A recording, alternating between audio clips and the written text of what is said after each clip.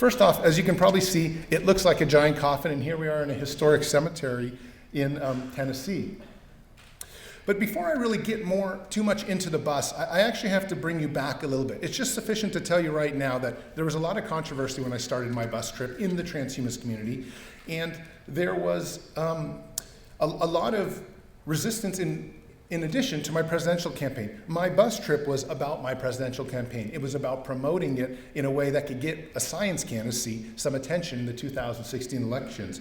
But I think one of the most important things to understand about transhumanism is this idea that human beings are just beginning their idea of what they're going to be. We're like little tiny babies in a long time spectrum. The universe is potentially almost 14 billion years old, which means that as human beings who have only lived 50 or 20 or however old you are, it's not very long. We can become many other things. We were once primates. We will become machines and artificial intelligence and perhaps pure intellectual energy that just spans the cosmos. I'm not sure, but whatever happens, as we talk about overcoming death and why I drove a coffin bus across the country, you have to understand that it's because I believe that we are not meant to be humans. Or if we're meant to be humans, we're only meant to be humans for a very limited time. I think in 100 years, people are going to look back at us, not people, but whatever they'll be, are going to look back and say, wow, I can't believe they had biological bodies. They had biological organs. The human body is incredibly frail, which is what the main goal of transhumanism is, overcoming the biological frailty of the human body.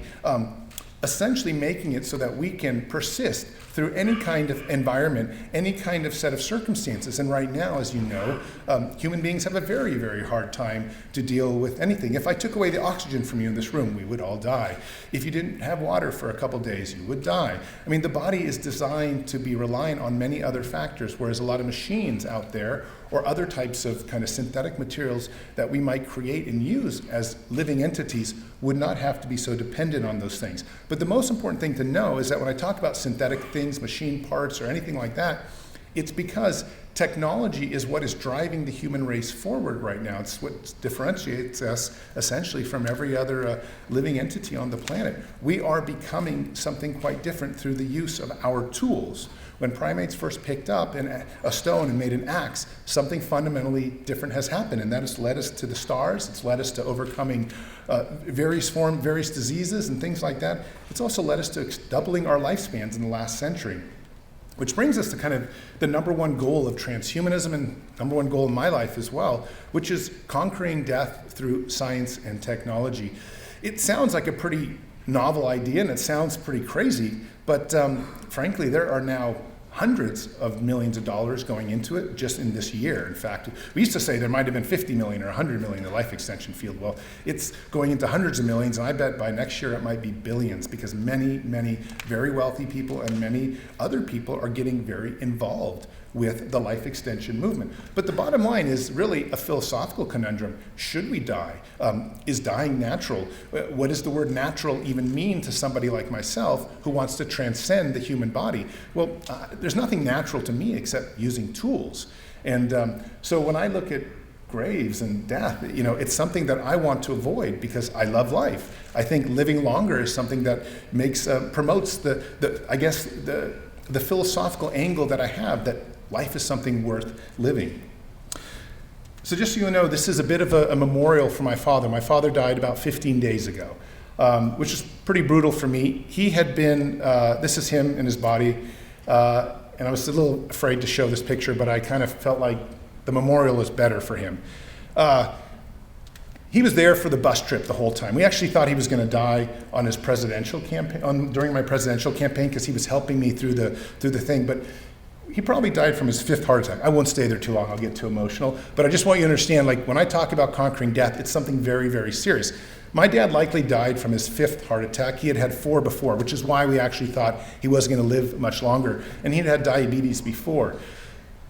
A third of you in this audience is going to die from heart disease or a heart attack. It's a fact. It's just how it is. We have the tools out there to overcome it. And in fact, probably my dad was too old to stick something like this in him because of so many other issues, but we are only years away from having something like this electively be done. This is Carmac's artificial heart, and it's being put already in 5 patients in France. And we've had the artificial heart here for 20, 30 years. Even Dick Cheney, a former vice president, had a kind of a valve that was sort of similar to one that, as our vice president. But the point is that we're getting to a point when artificial hearts will replace your own heart, and you'll do so electively. You won't do it because you have heart disease. You'll do it because the bionic heart will be better than your biological heart. You'll do it because you'll be able to control your bionic heart with your iPhone. When you want to run a marathon, it'll be much more useful to run a marathon with a bionic heart than your regular one. When you want to sleep, you'll just tone it down. When you want to meditate, you can just go very slowly with it. When you want to have wild sex, you can boost it up. These are the kinds of things that bionic organs can do to make people much healthier, including people like my father. Most people die because of organ failure. That's just a fact. When you ask why they die, it's because an organ or something failed.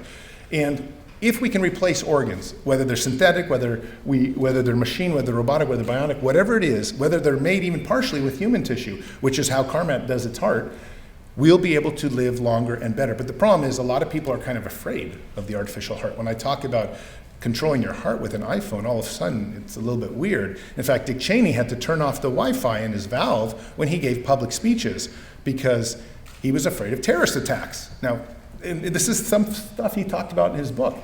But we have thousands and thousands of people out there with stuff in their bodies. I have a chip implant in my hand, which I'll talk about later. But we have tens of thousands of people with pacemakers. We have 500,000 people with brain implants, cochlear implants, robotic eyes already in there. We are slowly starting to become that machine entity. The real question, though, is are we ready for it? And should we pursue that path full speed? Well, obviously I believe we should. It's what I campaigned upon. But a lot of people don't believe that. A lot of people think death is a very good thing. A lot of people believe that, they'll be saved by some other, religious God out there. And just to give you an idea, all 535 members of Congress, all 9 Supreme Court justices and our president, all believe in God and therefore all believe in an afterlife. Or at least they say so on paper. So when you talk about government funding for life extension, when you talk about the kinds of things that make a difference in our lives and healthcare and people living a lot longer, well, the number one reason we don't do these things is because there's a lot of religious resistance. And the resistance is huge. We're talking it's the difference between billions of dollars going into you living longer and not dying from heart disease, or my dad dying from heart disease, versus dying. Right now, it's a fact that we spend 20% of the GDP of this nation on defense, on making bombs, on wars, on fighting in far-off places. And we spend less than 2% on science and technology. This is one of the main things my presidential campaign was run on. It was also run on the fact that I was running as an atheist candidate. I won't spend too much time on my atheism, but I was protesting here at the Philadelphia at some of the presidential, Hillary's presidential thing in Philadelphia nomination for the Democratic Party. But you can see that there's a lot of angst out there between religious people and between transhumanists, and you can see the very difference in transhumanists who say, let's evolve the human being, let's accept the LGBT community, let's accept, colors don't make a difference. Gender, we don't care about gender. Transhumanists don't care about gender. I mean, we're talking about becoming robots and becoming fish and putting different types of arms on our bodies through biological mechanisms. This is a very different type of attitude than what we're finding in huge parts of either America and also in our American Congress.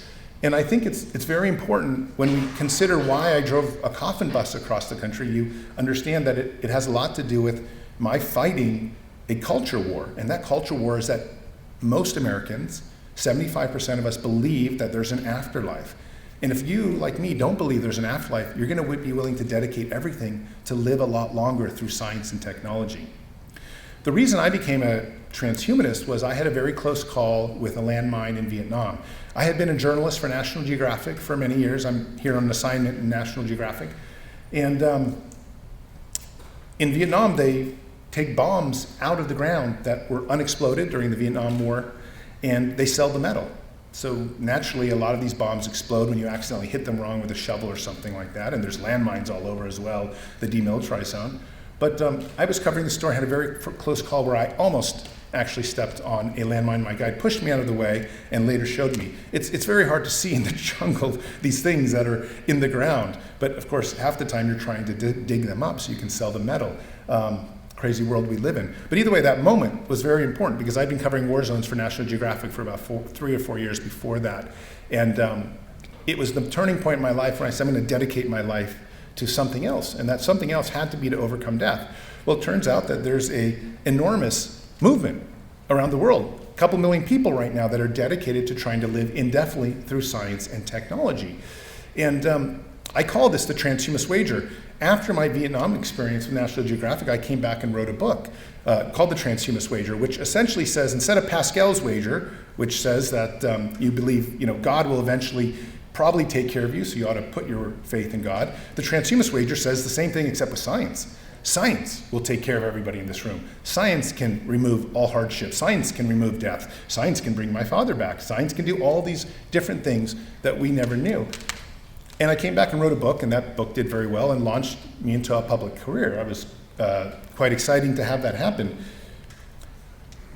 But the idea of the transhumanist wager is that it's medicine and science that can solve all the world's problems, and that governments should be governed by the scientific method, a very different kind of ideology than has ever been, at least used in America before. We could run everything through the scientific method. We could do everything through hypotheses and whatnot. We could push everything through science. We can worry more about American citizens' health care and their well-being and their longevity than we worry about Afghanistan or Iran or Iraq or far-off wars, places most of us will never ever go. Don't get me wrong, I want to help people around the world, but I care first and foremostly about Americans' health. With the success of the book and also the growth of the movement, I created the Transhumanist Party. But before that, I had thought, how can I actually make an impact in the world and spread transhumanism and science, really advocate for it? You have to understand that there really aren't any candidates out there in the government that advocate for science. If you listen to the 3 debates between Hillary and Trump, you'll know that not one question on science was directly asked, specifically about health. I mean, yes, healthcare they might discuss, but they never ask about how you can avoid your father dying from heart disease or something of that nature, or your children. I'm married, I have a 3-year-old and a 6-year-old. I mean, these things are very, very real. On my street in San Francisco, a family lost a child to leukemia. These are things that don't need to happen if we spent the kinds of resources that we could to make sure they didn't happen. But I declared my run for the presidency, and very quickly, it sort of exploded into something that was a lot bigger than I thought it was ever going to be, which made me, quite happy. But right after the declaration, I formed the Transhumanist Party, which essentially was the very first political party dedicated to pushing science and technology to the forefront of American life and American culture. This idea that we must really fight for the rights of science, fight for technology, insist that the government put money into your health, and not just your health in terms of health care, so you can go and do Band-Aid medicine, as happens all around America these days, but why can't we start eliminating diseases? We need a vaccine for cancer. We need bionic hearts to eliminate heart disease. We shouldn't be limiting ourselves to the fragility of the human body. We should be thinking outside the box to solve these things, and we can. A lot of great scientists and Nobel Prize winners want to do that. Unfortunately, there's been very little funding. So we thought it would be best to form a transhumanist political party.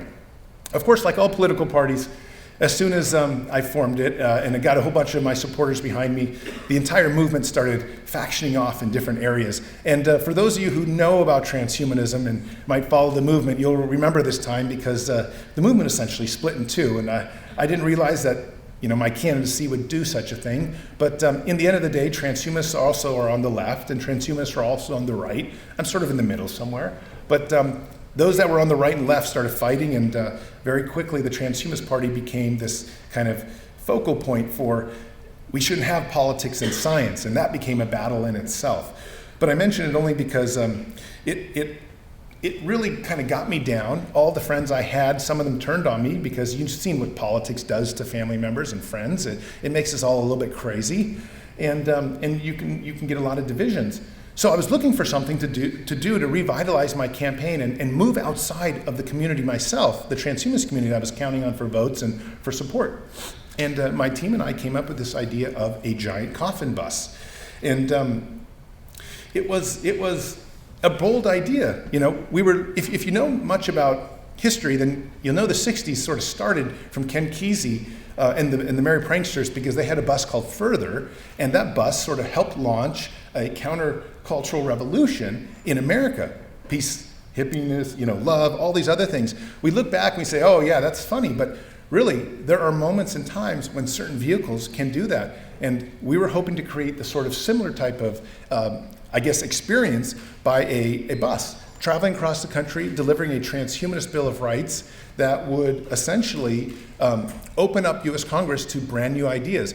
This chip I have in my hand is not legal to get. You can't just go to a hospital or a doctor yet and get it. You have to actually inject it yourself. There are all sorts of rules that make it so you can't even put a tiny little chip in your hand I can start my car with it and open my door with it. Anyways, it's a big hassle because there's so many regulations in America on what you can do.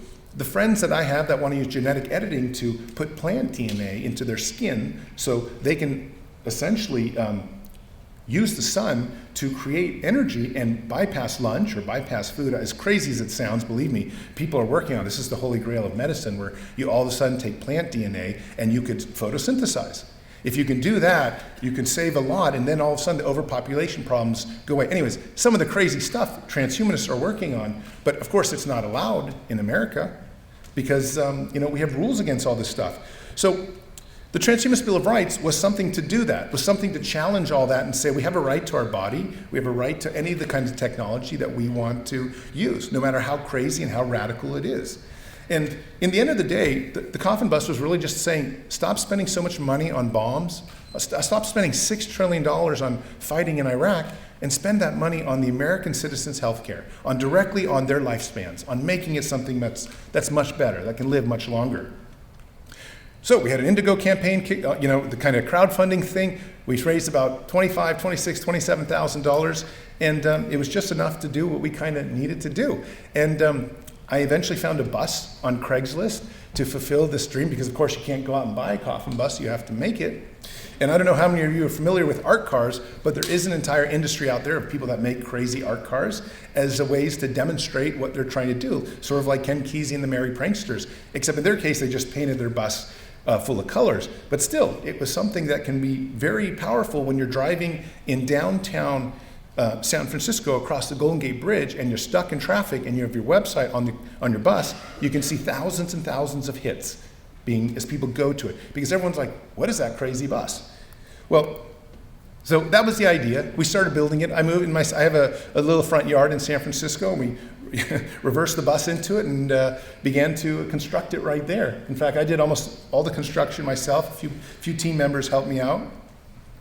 And we were racing to finish, because the greatest thing that really happened about this entire Immortality Bus was the media took after it like it was something very special.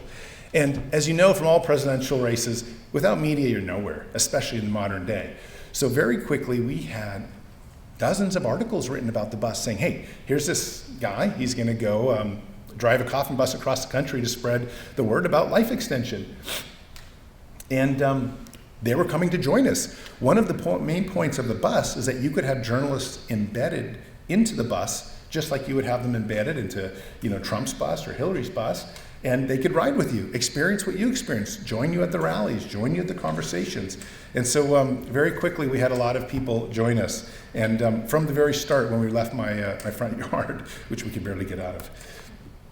And all of a sudden with the media, we had a real campaign. My campaign went from being this small kind of little, nothing, to all of a sudden being either the 6th or 7th most visible presidential campaign for the next 2 years. And that's saying something, because my main goal here was, of course, I was never going to win the presidency, but it was a good chance to spread transhumanism and spread the idea that we really needed science and technology to change the world. And it started happening. So let me go over a little bit of logistics on the bus. The first is that I was the only driver. And the second is that we had these cassette tapes, because despite being a futurist, technology-oriented organization, we didn't have much money. We had about $27,000 to buy the bus and to go cross the country for 4 months.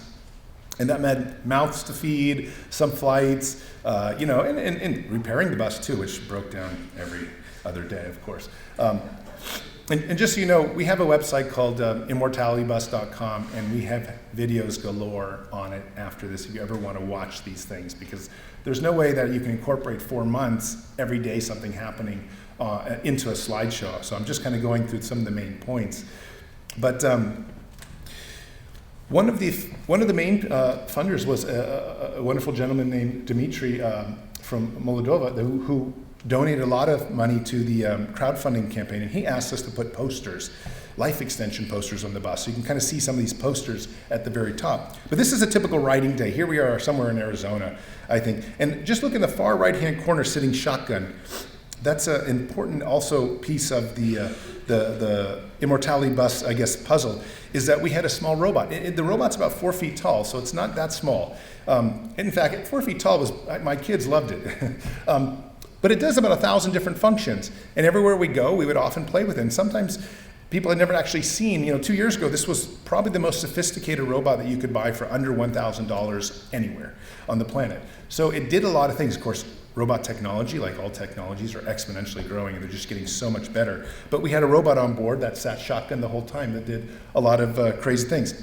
The very first night was a very interesting one because we had Vox on board, we had the Telegraph, and we had 2 documentary filmmakers, and we also had Polish national radio station with us. And we had a terrible oil leak in the very first 2 hours. We just crossed the Golden Gate Bridge, and the oil leak was so bad that it was worrisome for people driving behind us because it's actually going up on their windshield.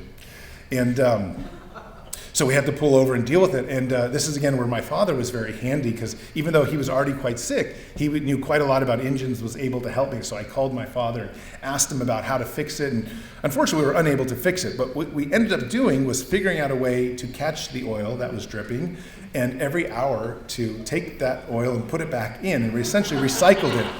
And of course, when you're dealing with journalists like the Telegraph or Vox, pretty prestigious places, they're like looking at you like.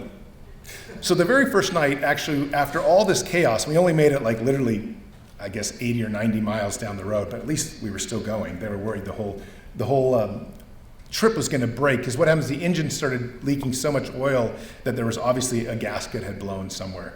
It turned out to be the turbo diesel and the turbo drive, but still, it wouldn't function without it. This is our very first night. In fact, the only night that I actually even slept on the bus. We all slept on the bus because it was during a holiday weekend. We had left on September 5th, which at the time was Memorial Day weekend coming up. And there was no hotels, so we just partied and drank. And drinking was a big part of the trip. It was always fun to have. We always had often a big bottle of scotch. But the next day, we actually made it to where we were trying to go, which really wasn't that far away, only a couple more hours down the road near Mojave, getting near Los Angeles. And this is me inside this funny garage getting a chip implant installed by somebody I'd never met before. I got to be honest, I felt like it was the Matrix. But with a chip getting installed in your hand, it's not like a surgery. It's just a pop. They inject a little tiny thing, and it then stays in your hand. The chip I have in my hand is the size of a grain of rice. So it's very, very small. If any of you have a certain kind of phone, a certain kind of software, you might have gotten a beep, and it would say, win in 2016. You have to have the right kind of software, but it does send out a text if you come close enough to me.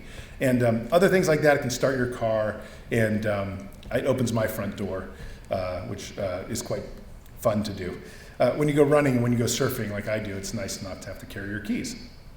But that was our very first stop, and it was a great place to experience biohacking.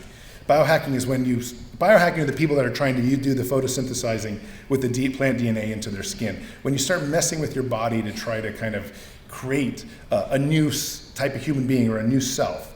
Our second major stop was Las Vegas. And this is the Venetian, one of the nicest hotels you've ever been there. They did not appreciate the leaking oil. But we had to park it there because we were there for a major convention. And after all, I was a presidential candidate. There was a lot of media. So when you travel with that much media, you do get a little bit of leeway on how these things happen. And so Vegas was a great time. Vegas was the only time my family, at the time I had an infant. I had like an 8-month-old child. So it was the only time that my wife, my daughter, and my 8-month-old child rode with me on the bus. Because despite that, from people who have read about the bus. You know, there's been so many articles, like New York Times Magazine is probably the largest one. Everybody knows that the biggest worry about being on the bus is you're going to die in the bus, because it is 40 years old. It's 1978 bus. The brakes are super old. The tires are cracking, and going downhill was very scary anytime, so nobody really wanted to ride on it for very long. After Vegas, we kind of rounded back to San Diego, where we started putting on some of the very first protests of the transhumanist movement. And this is the great thing about the political campaign, is transhumanist activism was being born. It's hard to explain how science activism is now. Now you have the March for Science. We take that for granted. But 3 years ago when I did this is some of the very first time that you've seen people standing up and saying, let us really bond together and make a statement about radical science and radical technology. So we did this in front of Midway Ship down there in San Diego, and it was nice. And the bus is parked right behind us, and can't see in the photo, but great times in terms of like establishing some of the very first things. And of course the media loved it too, because realizing that when you're making history by doing some of the very first large scale protests, even though they weren't that large, you start disrupting the public, communities, things like that, and the news comes out to cover it. And then they finally start saying, wow, this is what transhumanism is. After this, I got very lucky, and The Verge, which is one of the largest science and kind of technology sites out there, sent one of their journalists, Elmo Keep, to do a big story on the bus. And this is us in Mexico. We went down near Arizona and actually stopped there for a day. And that was really great, because this is Elmo Keep. I just had dinner with her the other night, and she's a very well-known journalist, and she said at the time this was The Verge's largest piece. She said there were 15 people putting together all the different photos and all the different, it was actually 5 articles combined in one about the life extension movement and how the bus was sort of changing it in terms of bringing it to the mainstream, because we were taking essentially a fringe movement and trying to make it mainstream, which is something that is to some extent now happened. I also had the chance to go to Alcor. I don't know if that many of you are familiar with Cryonics, but Cryonics is really the only way we have right now for transhumanists to try to stay alive. Those canisters there are filled with bodies. In fact, there are 6 bodies in each of them, and they're frozen. After people die, they get frozen in hopes to be brought back to life. Unfortunately, my dad, I offered to pay for him to do this. He did not want to do it, because even though he was a non-religious person, he still was not interested in cryonics. I had a chance to meet Max Moore there, who is the CEO of Alcor, and I just should say that Max was one of the people that at first was quite against my presidential candidacy, and might still be, or still was, but he's also one of the leaders and founders of the transhumanist movement. So it was also, I think, a very important movement, meeting in terms of 2 people getting together and trying to say, well, what's going to happen with this movement? You have to understand, transhumanism is like environmentalism. 20 years ago, people got together like Greenpeace and said, let's cause some chaos for the trees. And all of a sudden, let's cause some chaos for the walruses and the seals. And nobody thought much of it at the time. And now, 20, 25 years later, half the world's population, 2, 3, 4 billion people, are green. This is how movements get started. And so Max and I have been kind of, I think, just in some discussions about how to push this forward so that transhumanism becomes the next environmentalism. Transhumanism, when you start getting a robotic arm electively in 15 years, because that robotic arm is 20 times stronger than your normal arm, and even looks better, then it'll be more human-like, probably warmer and feel better, and it'll have sensors. You'll be able to warm up your coffee with your fingertips. These are things people are working on, by the way. You're going to say, wow, this is a movement that started 15, 20 years ago with people saying, this is how we're going to actually try to do it, even as radical as that sounds. So meeting Max at Alcor was very important, but it was also important to see all those bodies there. Some of the founders of the radical science movement are in those containers in Arizona. At the same time, I also went to other organizations out there, People Unlimited out in Arizona, and I was starting to get broad support for my rallies. I mean, I had over 100 people show up at the rallies. This is great for an unknown presidential campaign in a strange bus to get people to show up. This is turning into like a very real presidential campaign. And part of the reason it turned into that is I'd say because of that Verge article, which had some of the most iconic photography that was done of the bus up in that point. A New York Times photographer had come down and was working for the Verge, and she took some amazing photos. This is perhaps the most famous one, but it's just the sense of, as a movement, we're going to conquer death. We're going to do crazy things like this. Transhumanism is going to become the next environmentalism. And we're going to drive across the country and deliver this Transhumanist Bill of Rights to the US Capitol, and no one's going to stop us. It was important to do things like that. It was important to raise the awareness and to have activism built into the system, because without activism, these movements don't go anywhere. They're just scientists in a laboratory. But we got to get the public involved, and we got to get the funding from the government. And that only happens when the public votes the right people into office. Here I am in New Mexico protesting missiles. You know, this is the site, essentially very close where the first atomic bomb was blown up. And I have a policy that we need to get rid of all nuclear arms. We have 25,000 live nuclear arms on planet Earth right now. So it's not something that's to jest about. So that's been one of the more important stops, and I'm not sure you're allowed to either protest there. That might have been an illegal act that we did there too, because you actually have to get security clearance to go into the base. But this is part of how we made our campaign go viral. In Texas, I had a chance to stop on InfoWars. Now, of course, most of those people there don't like me much. I'm sort of a left-leaning guy. But, you know, I still went on and I debated, and it was actually a really nice debate. They focused mostly on my chip because they were worried about the government following me around. But it gives you an idea of the kind of media that I was also involved in, and you know, the Alex Jones type stuff. And a lot of the Alex Jones people aren't really sure what to make of me personally, because I tend to be a libertarian-minded person, but at the same time I sort of lean towards the left, and because I support transforming the human body and I'm not religious, you know, they're not sure. It's like I fit on a couple different sides, but they had me on, and that was good news. And you know, something like this gets 1 million hits, so the bus continued to gain steam.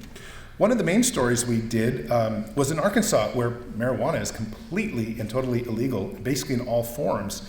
And you know, I have a very pro-drug policy. I enjoy smoking pot on occasion. I've tried many other drugs, and I enjoy them for recreational use. And frankly, I believe that we should have a completely pro-drug policy, 100%. Portugal legalized all drugs, and their drug dependency and drug addictions actually went down because they spent the money, instead of on a war on drugs, on therapy and treatment. And I have a same policy where I would legalize all drugs. Okay, that's a little bit controversial, but here we're just talking about marijuana, especially medical marijuana in Arkansas. There are all sorts of problems. So we went around the country and, you know, with media, discussing these things, talking about a campaign in a way that was, I guess, quite different than Hillary, Gary Johnson, or Trump. One of the most famous, best things we did was we ended up going into a quite famous historic cemetery in Tennessee, which had a ton of, you know, tombstones. And while the photos here is unclear, it's only because we had Der Spiegel on board, which is Germany's biggest magazine, that I put this photo in. But you know, there were enormous, you know, tombstones, some 10 feet high, that we would get to drive by and park the bus by and do photo ops. And it was an excellent opportunity to kind of tell you, like, every cemetery that was historic that we could take the bus to, we went to. And that was always a fun thing for us to do, just to make a point. Here, one of the things, though, that did happen is, you know, every other day I was lecturing in universities or at high schools sometimes, or just to people that want to hear. And so here's the University of Mississippi giving a typical lecture on transhumanism, just not being too weird. Of course, in the University of Mississippi, you have to be careful with your being religious and not or being anti-religious or anything like that. So most of the stuff I talked about was just radical science. But we did lectures all the time, and very slowly, you know, the word keeps breaking out. My message was received very well in universities. I feel like transhumanism is growing most with millennials. So perhaps one of the most exciting things we did, though, with the Immortality Bus is we stopped at Alabama's largest megachurch. It was of the Highlands. Anyways, we went there uninvited. And this is always quite controversial because you have a film crew. Der Spiegel was with us, another photojournalist was with us, and we show up at this campus. It's, you know, just so you know, megachurches are not churches. They are campuses. This megachurch has 32,000 people, so you can't fit them in a church. This is what their church looks like inside. And so, of course, they didn't know we were there. We just parked and walked in. It's like a college campus, and we filmed and did a little bit of guerrilla filming and even got a chance to meet one of the pastors and talk to him a bit. Eventually, they realized who we were. They Googled our website and on the thing. We didn't do anything wrong. We were just filming. And they put the entire campus on lockdown. And in Alabama, of course, everybody has guns. Very quickly, people came out with guns. and escorted us out of the building very politely, and just said, you're not welcome here, and you don't have permission to be here. And that happened. And it was very funny because the people that came out with guns were not police. There were no police on that campus. They were, they had open carry. It's a real like Alabama kind of thing. It was a wild experience. It also scared me because it made me realize that you have a mega church in Alabama, just Alabama, with 32,000 people, and I can't barely get 100 people to my rallies in transhumanism. It also showed me how much growth the transhumanist movement had to do. Now, if you've been following the Immortality Bus, you know that there was one person that was on the bus from the start to the finish, and he's a bit of a wild character. He did all sorts of crazy things. He was in the New York Times for saying that he's saving his virginity for sex bots. So that's what he's become really famous for. He said he's never had sex yet, but he's saving it for sex bots. That said, he was the ideal companion because it takes a lot to drive a 40-foot bus. That power steering doesn't work. The brakes are constantly failing. It was nice to have Rowan to help me. But he also did little means like this that basically he shared all across the internet every day and told people where we were on our trip. And he was quite the character, and actually a lot of filmmakers love filming him because he was so funny. But we had, one of the things, the reason I mentioned some of the people is we had an open invitation to any American in America to come ride with us. So as a result, we had a lot of people come with us, come and go, some for 2 days, some for 3 days. You could make a donation if you wanted. You could also ride for free. There was no money necessary. We always welcome donations because I can tell you that by the second half of the trip, it was entirely out of my pocket, and I could use that. But people could come on without paying, and most people came on without paying. We wanted to be that way so that everyone can just simply experience what it'd be like to ride on the Coffin Bus. This is Maitreya 1. He's a hip-hop artist, and we went to the Freedom Riders Museum. And the Freedom Riders Museum is quite famous during the in Alabama during the days in 1960s, because this is where a lot of the Greyhound buses were attacked when they were first trying to decide if whites and blacks could obviously ride together. And there were buses burned down right in this spot. So Maitreya 1 is, of course, diversity in transhumanism is a given. We're one of the most diverse group in the world. Unfortunately, transhumanism suffers, like everybody else, without having enough diversity.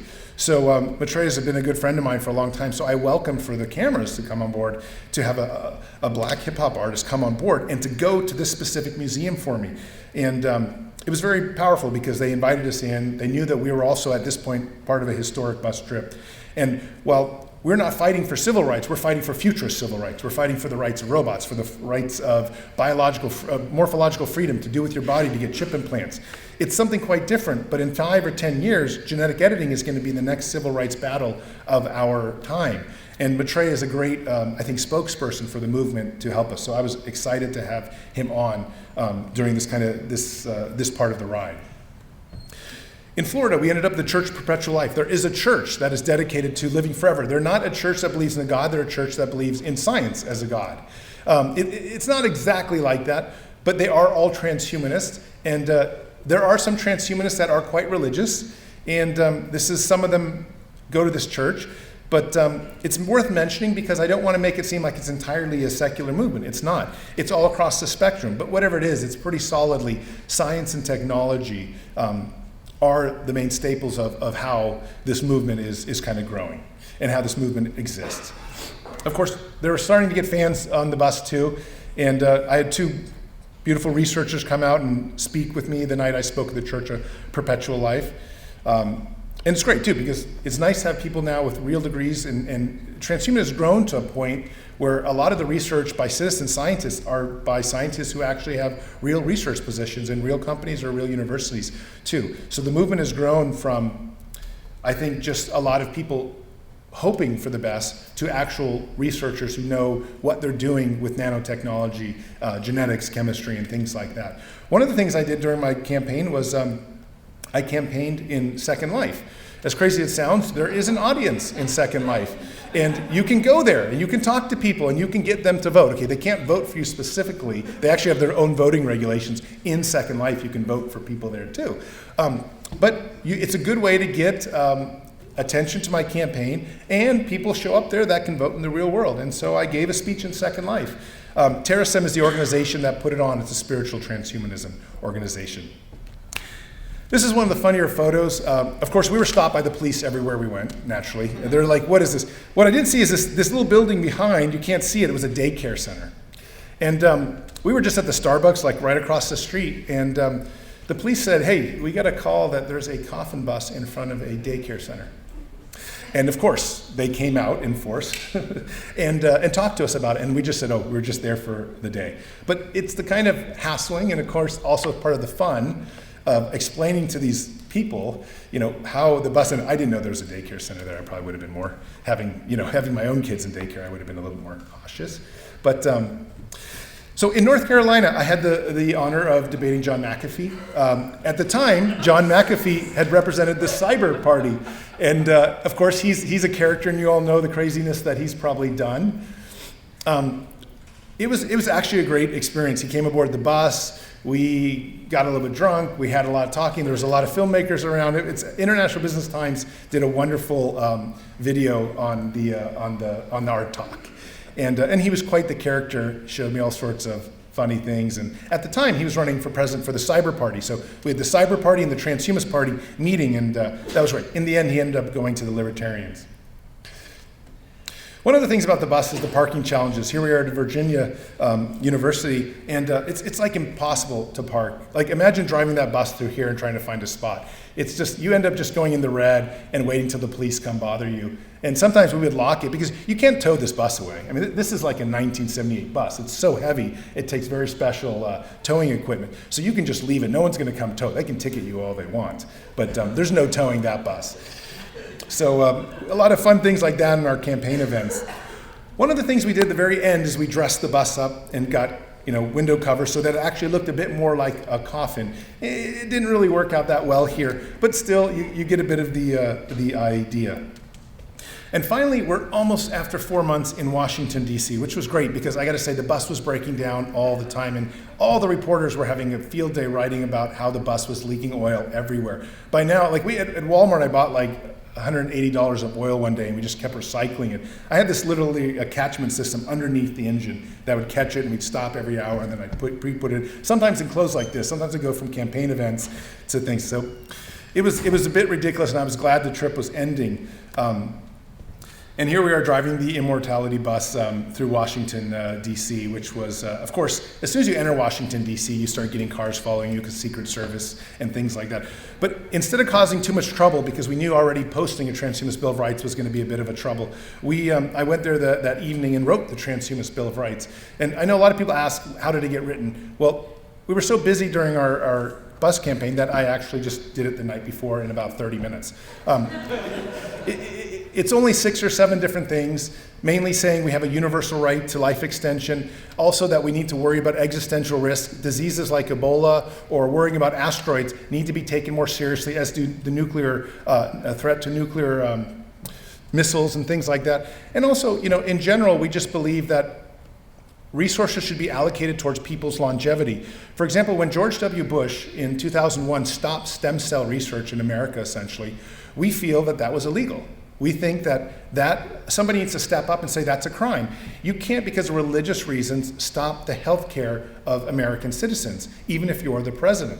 And so in our Transhumanist Bill of Rights, that's one law. You simply cannot get in the way of people's longevity because of cultural, ethnic, or heritage or religious reasons. So it was important for that reason to have a Transhumanist Bill of Rights because, of course, as we know now, stem cells technology has become one of the most important things for fighting a wide range of diseases.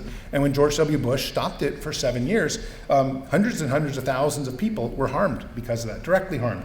And so these are the kinds of reasons why we needed a Transhumanist Bill of Rights. Here I am completing the pilgrimage at the very end with some friends. I'm carrying the Bill of Rights.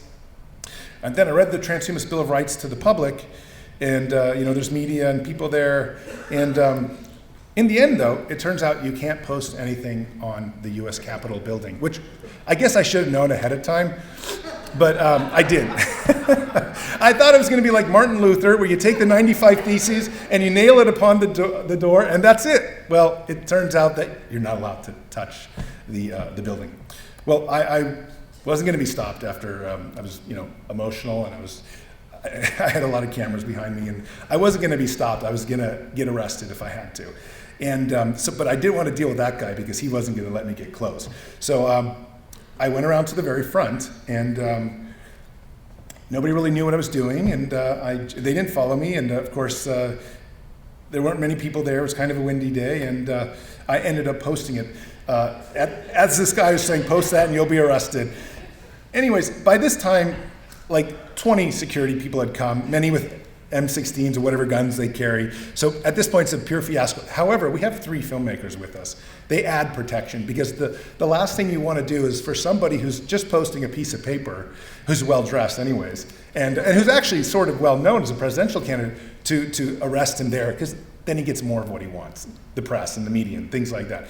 So a senior guy just said, just let him do it. It turns out that our Bill of Rights really wouldn't stick anyways because it was so windy. It was so windy, blowing off. I posted it like 3 times before it just blew off, and it was okay. But for a second there, the job was done. And it actually became quite funny because even the military people who really had their hands on their guns laughed when all of a sudden the thing blew off.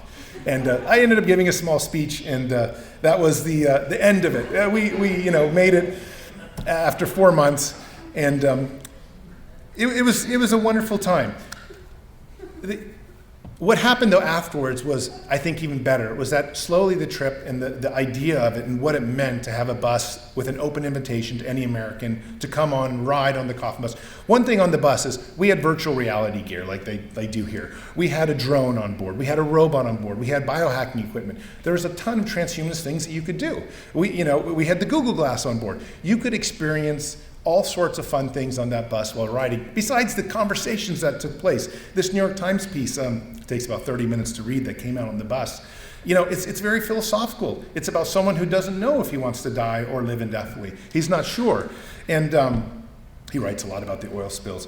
But one thing that's going to be happening, hopefully, is coming out soon. There'll be a feature documentary on the bus tour. We're not sure where it's going to air yet, but we're hoping it'll be out in 2018. And we had 2 different filmmakers on board with us, mostly the entire time, plus our Transhumanist Party filmmaker. So there was an enormous amount of footage.